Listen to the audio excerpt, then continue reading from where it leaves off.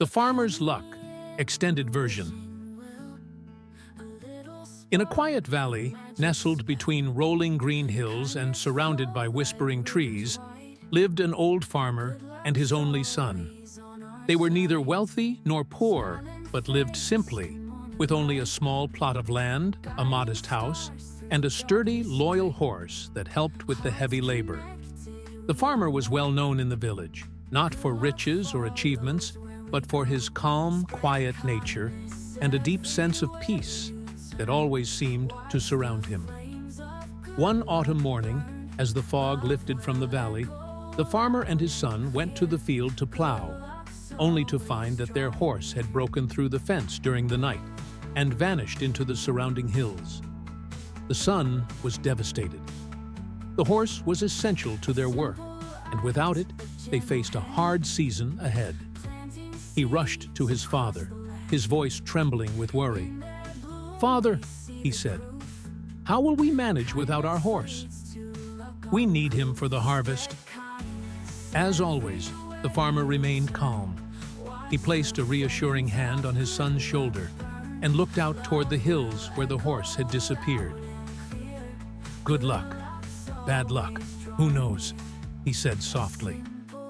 Word of their misfortune quickly spread through the village, and by evening, neighbors gathered at the farmer's home, offering sympathy.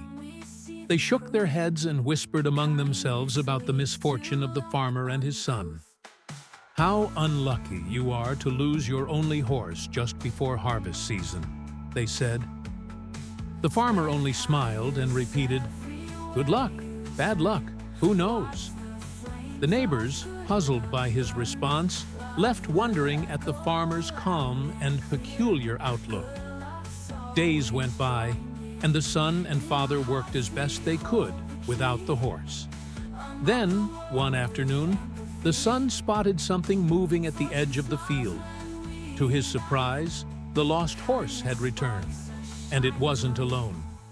Following close behind were 3 wild horses, strong and magnificent creatures, each one worth a small fortune. Overjoyed, the son ran to his father, shouting, "Father, look! Our horse has come back, and he brought 3 others with him. We are rich beyond anything we could have imagined." When the villagers heard of the family's sudden fortune, they again came to the farmer's home, this time with looks of astonishment and envy. "What incredible luck!" they exclaimed. "Now you have 4 horses instead of 1. Truly, the heavens have smiled upon you." But the farmer, with his same gentle smile, replied, "Good luck, bad luck, who knows?" The next day, the son was eager to tame the wild horses and expand their work. He saddled one of the new horses and tried to ride it, hoping to train it for plowing. But the horse was fierce and unaccustomed to human commands.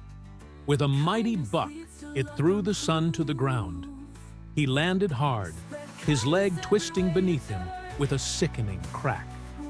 The neighbors heard the son's cries and rushed to the farmer's house, offering their condolences. "Your poor son," they said. "Now he won't be able to help with the harvest at all. This is such terrible luck. How will you manage on your own?" The farmer looked at his son, who was lying with his leg bound in a splint, his face pale from pain. Then he looked at the villagers and replied with his usual calm, "Good luck, bad luck, who knows?" Days passed, and autumn turned to winter. The farmer's son rested in bed, unable to work. Despite the extra horses, the farmer struggled to manage the fields alone. The winter months were long, and food was scarce as he tried to make up for the harvest lost to his son's injury. Yet the farmer never complained or worried, tending to his son and the horses with the same quiet grace. Then, just as winter began to ease, news came to the village. The emperor's men had arrived, gathering all the young men in the land to fight in a distant war. It was rumored to be a brutal conflict, one that would take the lives of many. When the soldiers came to the farmer's home, they took one look at the son lying in bed with his broken leg and shook their heads. "He's of no use to the army like this," one of the soldiers said. "He cannot fight." And so, the son was spared from conscription, while all around them, the families of the village said tearful goodbyes to their sons, not knowing if they would return. That night, as the village lay silent, filled with worry for the young men sent away, the farmer's home was quiet, with only the soft breathing of his sleeping son and the gentle creaking of the wind through the trees. The villagers came again to the farmer. They had lost so much, and their grief and worry for their sons weighed heavy in their hearts. "You are so fortunate," they said to the farmer. "Your son's broken leg was a blessing in disguise. How lucky you are to have him safe at home."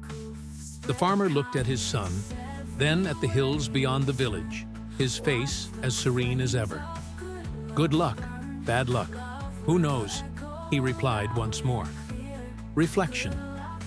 This longer version of the story emphasizes how interconnected events are, with each twist and turn in life carrying unforeseen effects and hidden blessings.